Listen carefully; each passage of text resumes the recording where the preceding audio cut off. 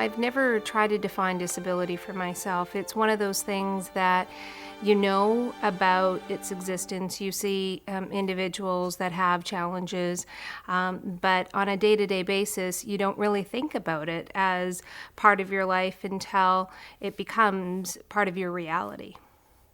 I like to put ability instead of disability. I like to say, okay, I'm disabled, but with lots of abilities. All disabilities, people with disabilities, have challenges because they either have a physical or a mental function which isn't working just the way everybody else's works.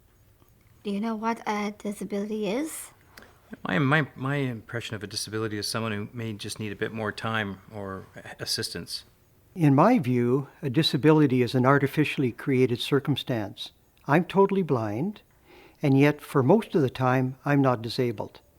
For example, when I'm sitting in a restaurant and somebody hands me a print menu, which is usually what I get, I instantly become disabled. Some restaurants now carry a Braille menu. I'm no longer disabled. It's easy for me to go to school, to run up the stairs, to go down the hallway, to buy a coffee, all those little things. And for someone with a disability, it's so much more than that. A disability is only a detour to where you want to get to. And it doesn't necessarily mean somebody in a wheelchair. It could be intellectual, it could be vision, it could be hearing. Invisible or visible, sensory, mobility, intellectual, or mental health. That would be my definition of disability. We're not talking about disabilities.